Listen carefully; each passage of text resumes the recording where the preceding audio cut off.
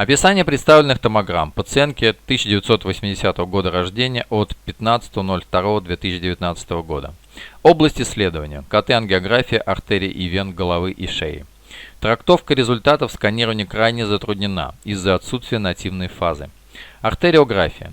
При исследовании артерий головного мозга обращает на себя внимание. Диаметр левой позвоночной артерии снижен на всем протяжении. Справа средний диаметр до 4 мм, слева до 2 мм, уменьшаясь в краниальном направлении. В сегменте V4 диаметр ее до 1 мм. Слияние с правой позвоночной артерией не происходит. Артерия формирует заднюю ниже мозжечковую артерию.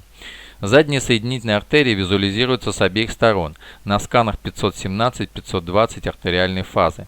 Диаметр их менее 1 мм. Венозную фазу задние соединительные артерии не визуализируются.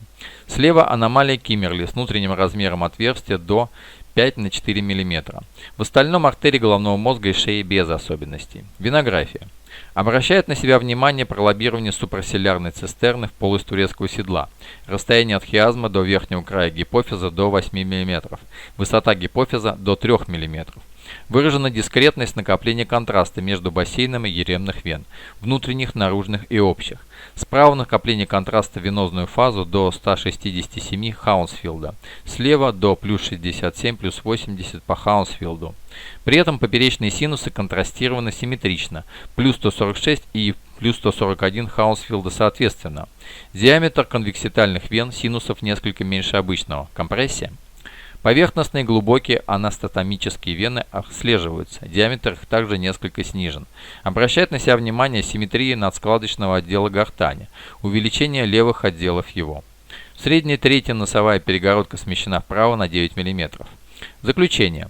КТ-картина снижения кровотока, более вероятно тромбоза в бассейне левой еремной вены.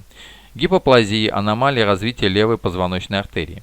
Гипоплазии задних соединительных артерий, КТ-признаки функциональной незначимости их.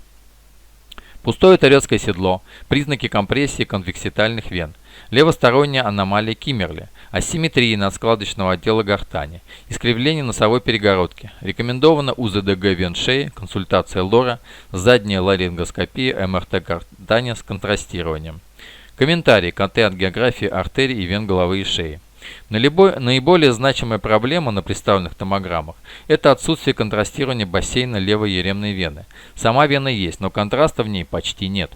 Так как нет серии без контраста нативного сканирования, невозможно определить наличие тромба, его протяженность. Повышение 8-го фактора свертываемости говорит в пользу этого.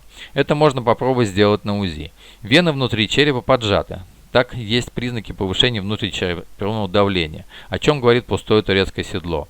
Аномалии развития артерий не смертельны. Они снижают компенсаторную возможность регулировки кровотока по Виллизиевому кругу, но не более того. Аномалия Киммерли усугубляет это. Искривление носовой перегородки также ухудшает воздухообмен. Изменение гортани. Режим сканирования не подходит для ее оценки, требует дообследования. По вопросам в приложении со сканами, про вены и артерии я написал. Мышцы шеи не изменены. Значимого сколиоза шейного отдела нет. Сравнивать информативность сырых сканов и МИП глупо. Это одно и то же в разной обработке. Разрывов в кровотоке сагитального синуса нет. Признаки его тромбоза тоже нет.